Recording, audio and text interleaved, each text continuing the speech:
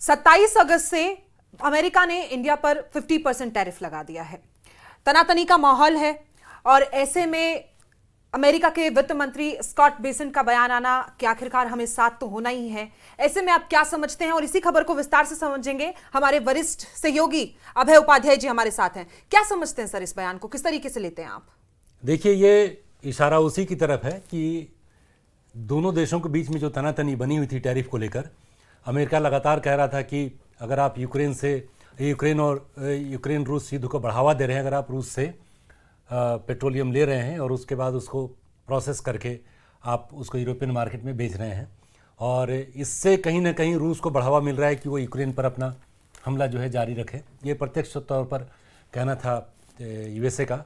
और भारत ने हमेशा तर्क दिया कि जितना जो परचेज हमारा हो रहा है, वो तो स्टेटमेंट बहुत फेमस भी हुआ था हमारे विदेश मंत्री एस जयशंकर का, जिसमें उन्होंने कहा कि हम महीने भर में जितना खपत करते हैं पूरा यूरोप तो उसको एक दिन में उतना तेल वहाँ से इंपोर्ट करता है, जला डालता है।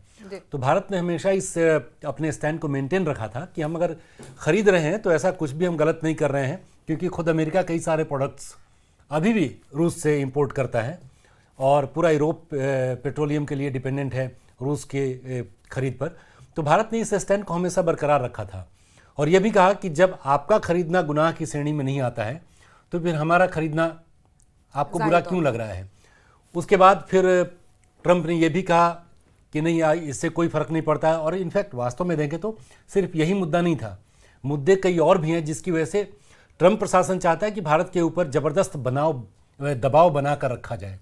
और वो दबाव इसलिए है कि आप एक ट्रेड ऐसे एग्रीमेंट की तरफ बढ़िए जहां अमेरिका के एग्री प्रोडक्ट्स हमारे यहाँ, उसके लिए हम अपना मार्केट खोल दें, जो भारत इसका लगातार विरोध करता रहा है। तो इन सब के बीच में अगर बेसेंट का ये बयान आया है कि आखिरकार हम लोगों को साथ होना है, आप सबसे बड़ी डेमोक्रेसी हैं और अभी तो देखिए कि नंबर एक के पोजीशन पर तो काबिज वही है जी, बिल्कुल अमेरिका ही है। तो उन्होंने बड़ा एक कि इस तरीके से ये दोनों के बीच में एक पैरेलल बनाने की कोशिश की है कि दोनों दुनिया की दो ऐसी डेमोक्रेसीज को एक साथ आ जाना चाहिए जी। और तो इसको इस तौर पे देखें कि एक रास्ता, वो एक चैनल ओपन करने की बात कही गई है कि अगर 50% टैरिफ लग गया है तो इसका मतलब ये नहीं कि दरवाजे बंद हो गए हैं जी। जबकि ऐसा लग रहा था कि ट्रंप ने जब पीएम मोदी को G7 के समिट से जब वापस आ रहे थे, उन्होंने अमेरिका जाने का उन्होंने निमंत्रण दिया था, जिसे पीएम मोदी ने अस्वीकार कर दिया था। फिर जर्मनी के एक न्यूज़पेपर में खबर छपी कि 4 बार ट्रंप ने उनको कॉल किया, पीएम ने उसको इग्नोर किया। तो ऐसा लग रहा था कि रिश्तों पर जो जमी बर्फ है वो पिघलने वाली नहीं है। लेकिन ऐसे में स्कॉट बेसेंट का बयान और भारत का जो रिएक्शन इसके ऊपर है, तो लगता है कि बात चल रही है, शायद आने वाले दिनों में कोई परिवर्तन इसमें देखने को मिले।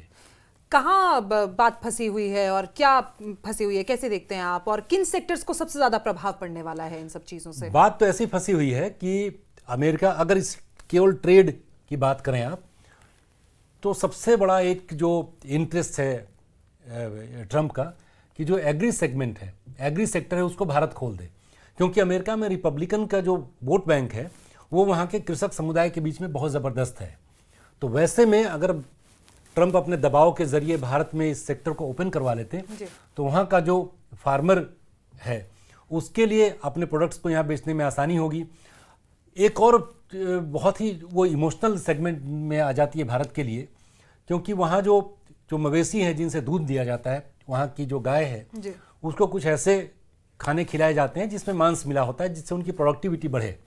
और भारत में किसी ऐसे गाय का या ऐसे भैंस का दूध स्वीकार्य नहीं होगा। बिल्कुल। एक तो ये हो गया आपका इमोशनल एंगल, और दूसरा ये है कि भारत तो खुद ही कृषि प्रधान देश अभी भी है। तो ऐसे में अगर अपने एग्रीकल्चरल सेक्टर को ओपन कर देंगे तो हमारे किसान मारे जाएंगे। तो बात वहाँ फंसी हुई थी। अब यह है कि कहाँ कहाँ इसका प्रभाव पड़ेगा, और जो अभी थोड़ा बहुत दिखना शुरू भी हो गया, जैसे हमारा टेक्सटाइल सेगमेंट बहुत बड़ा है और भारत का कंपटीशन हमेशा वियतनाम और बांग्लादेश जैसे देशों से होता है। वहाँ भी कॉटन प्रोडक्ट्स बहुत बड़ी मात्रा में बनाए जाते हैं और एक्सपोर्ट किए जाते हैं, और इन लोगों ने 20 और 19% पर ट्रेड डील अमेरिका से कर ली है। तो ऐसे में सबसे बड़ा सेगमेंट जो प्रभावित होने वाला है, उसमें दिखना शुरू हो गया है, वो है टेक्सटाइल का।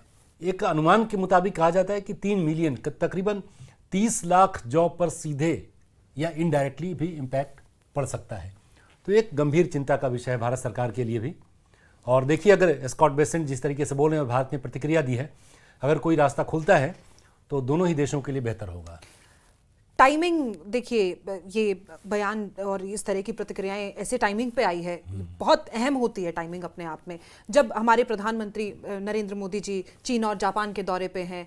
क्या प्लानिंग क्या चल रही है अंदर खाने, आपको क्या लगता है? दरअसल जिस तरीके का रुख अभी तक पीएम मोदी ने दिखाया है, इन्होंने कह दिया कि ठीक है 50% टैरिफ लगाते हैं तो हम तैयार हैं जी।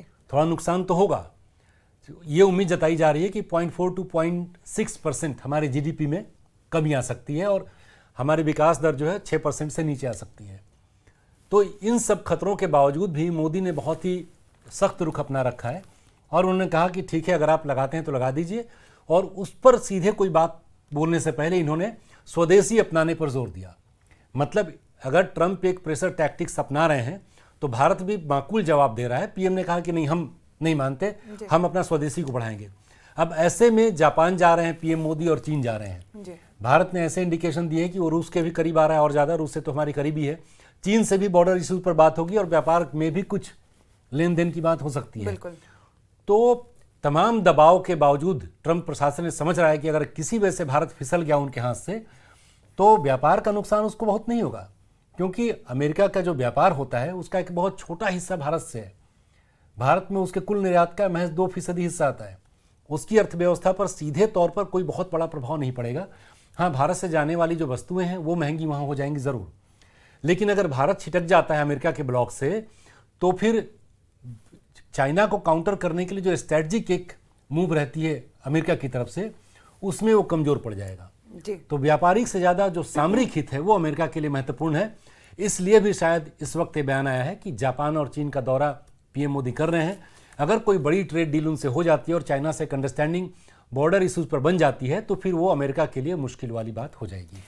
तो देखिए, जाहिर तौर पर आपकी बातों से ये समझ आता है कि ये कई तरीकों से अहम है। बहुत ज़्यादा हमारी अर्थव्यवस्था को देखें या व्यापार पर देखें तो बहुत डायरेक्टली इम्पेक्ट नहीं कर रही हैं ये चीज़ें, लेकिन क्योंकि बहुत पहले से अमेरिका और भारत के रिश्ते बहुत अच्छे हैं, संबंध अच्छे हैं। स्टॉक बेसेंट का भी कहना है कि पहले भी अच्छे थे, आज भी अच्छे हैं, कहीं ना कहीं संभालने की कोशिश लगातार जारी है। और ऐसे में प्रधानमंत्री नरेंद्र मोदी की भी जिस तरीके से देश हित में वो चलते हैं, उनकी रणनीतियों को समझ पाना आसान नहीं है। चीन और जापान के दौरे पर हैं, 50% टैक्स लगा दिया गया है, लेकिन अभी रास्ते खुले बताने का अपने आप में कई सवाल ये चीज़ें खड़ी करती हैं। बेहद अहम ये चीज़ें हैं। आगे इस पर क्या होना है, इस पर हमारी नज़र लगातार बनी हुई है। आगे भी आपसे लगातार मुलाकात करते रहेंगे। फिलहाल आज के लिए आपका बहुत बहुत धन्यवाद और ऐसी ही तमाम बड़ी अपडेट्स के लिए आप लगातार देखते रहें न्यूज़ 18 JKLH। धन्यवाद।